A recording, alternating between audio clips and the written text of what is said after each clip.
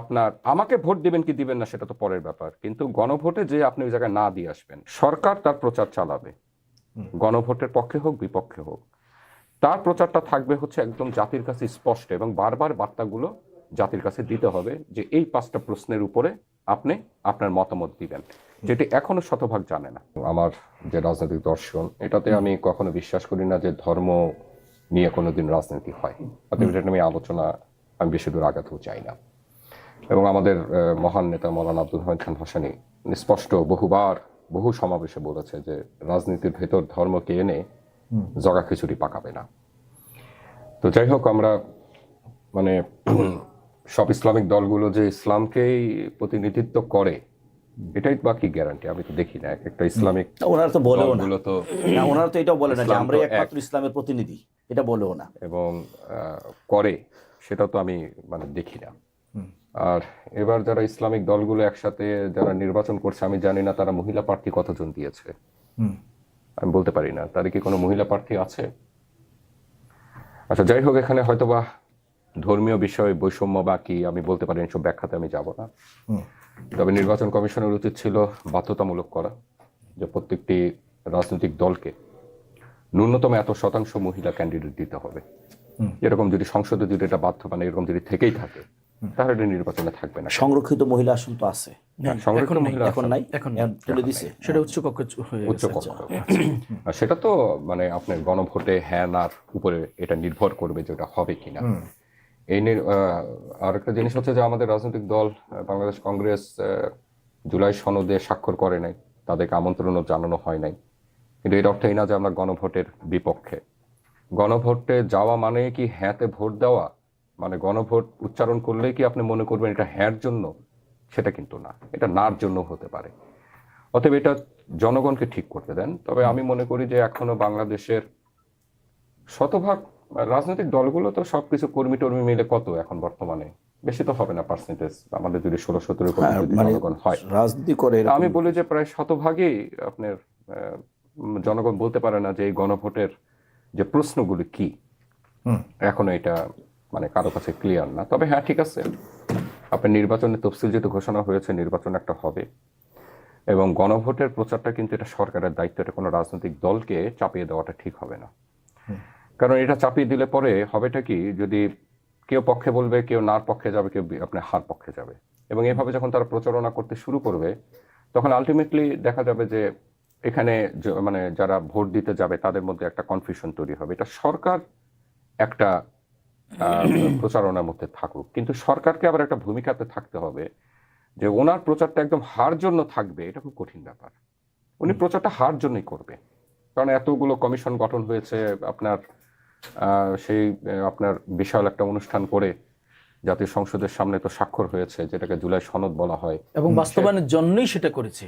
হ্যাঁ, তো জুলাই সনদ ঐক্যমত প্রস্তাব করেনি, তার জন্য গণভোটে দিয়েছে। এটা তো আর ইন্টেরিয়াম গভর্নমেন্ট তো বাস্তবায়ন করবেন, এটা পরবর্তী সরকারের জন্য ছেড়ে দেওয়া হয়েছে। এবং আমরা দেখলাম যে এনসিপি যে দলটা নিয়ে অনেক আলোচনা হয়, তারা কিন্তু সেদিন সেই জুলাই সনদে স্বাক্ষর করতে যায়নি। তো এখনো তারা আবার এই জুলাই সনদে তারা স্বাক্ষর করেছে কিনা আমি জানি না, পরবর্তীতে তারা কিভাবে কি হয়েছে আমি জানি না। তাই আপনি কি বলবেন যে তারা জুলাই সনদের বিপক্ষে?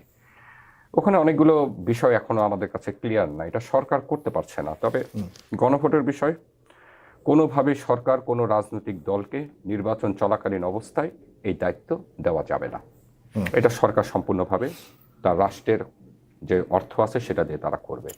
আমি তো ইদানিং আবার কিছু কিছু জিনিস দেখে তো খুব অবাক হয়ে যাচ্ছি, কিছু কিছু ব্যাংকও মনে হয় আপনার বিজ্ঞাপন দিয়ে বা এরকম কি জানি প্রচার করছে হ্যাঁ ভোটের জন্য। ওটা গভর্নমেন্টের পক্ষ থেকে হয়তো, হ্যাঁ না, কিন্তু এটা ব্যাংকের তো এটা কাজ না, এটা তো ব্যাংকের কোনো কাজ হতে পারে না, কোনো প্রতিষ্ঠানের কাজ হতে পারে না। এবং সরকারের সেটা ব্যাংক হোক, আর টাকাটা কার? এটা তো জনগণের টাকা। এটা এসব তো তারা এইসব প্রচারের মধ্যে থাকতে পারে না। সরকার তার প্রচার চালাবে, গণভোটের পক্ষে হোক বিপক্ষে হোক, তার প্রচারটা থাকবে হচ্ছে একদম জাতির কাছে স্পষ্ট, এবং বারবার বার্তাগুলো জাতির কাছে দিতে হবে যে এই 5টা প্রশ্নের উপরে আপনি আপনার মতামত দিবেন, যেটি এখনো শতভাগ জানে না। 12 তারিখ চলে আসছে, সেই উদ্যোগ গভর্নমেন্ট নিচ্ছে, আগামী 16 তারিখ থেকে প্রচারে চলবে। খুবই ভালো, তাহলে তো অবশ্যই সেটা তো জনগণের জন্য তো আরো বেশি ভালো। কিন্তু রাজনৈতিক দলকে দায়িত্ব দেওয়া যাবে না, কোনোভাবেই যাবে না। কোনো প্রার্থী যাতে গণভোটে আহ্বান করবে যে আপনারা গণভোট সাথে আপনারা দিবেন। 12 তারিখে 2টি নির্বাচনে ব্যালট পেপার পাবেন। একটি হচ্ছে আমি যে এলাকায় প্রার্থী হিসেবে দাঁড়িয়েছি সেটির একটা, এবং অন্যান্য যারা রয়েছেন সেটা একটা ব্যালট পেপার পাবেন, সেটা হচ্ছে ত্রয়োদশ জাতীয় সংসদ নির্বাচনের ব্যালট পেপার। আরেকটি আপনি পাবেন হচ্ছে জুলাই সনদকে কেন্দ্র করে গণভোট। এই 2টি ভোট আপনারা দিবেন। কিন্তু কোনো প্রার্থী যদি মুখ দিয়ে যদি বলে যে আপনার আমাকে ভোট দিবেন কি দিবেন না সেটা তো পরের ব্যাপার, কিন্তু গণভোটে যে আপনি ওই জায়গায় না দিয়ে আসবেন বা আপনি ওই জায়গায় হা দিয়ে আসবেন, তাহলে যাতে তার বিরুদ্ধে আইনি ব্যবস্থা নেওয়া হয়, এটা করা যাবে না। এতে করে আমাদের যে সৌন্দর্যের যে বিষয়টা এটা নষ্ট হয়ে যাবে।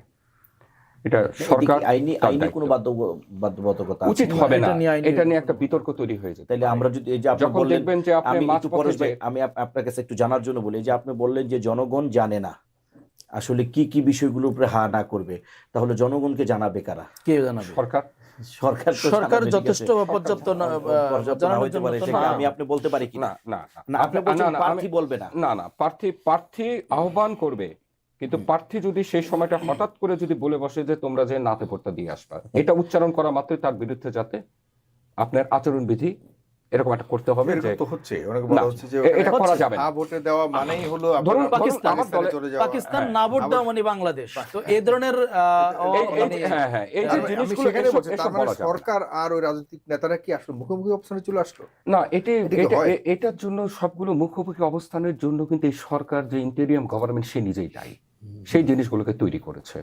এতটা গ্যাপ কিন্তু আমাদের কোনো সময় ছিল না।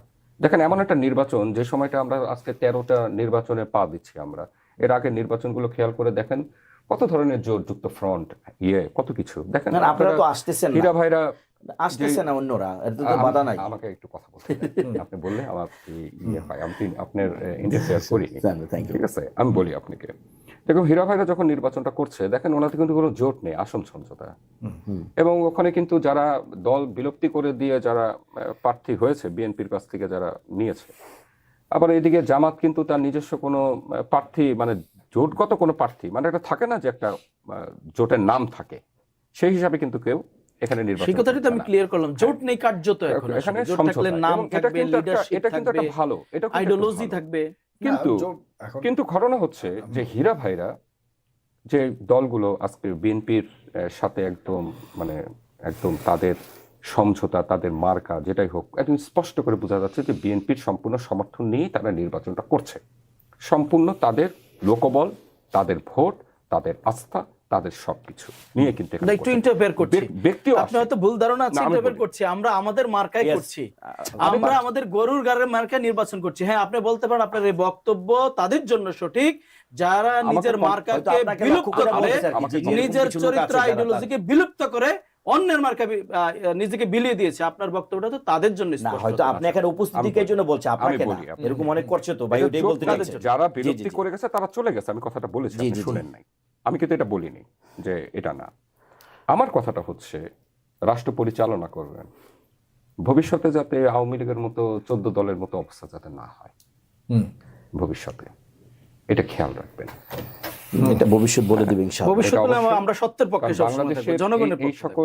এই সকল ইতিহাসগুলো আমাদের জন্য খুব ভালো কোনো বার্তা বয়ে নিয়ে আসে না। এটি হলো আমার কথা। আপনাকে ধন্যবাদ।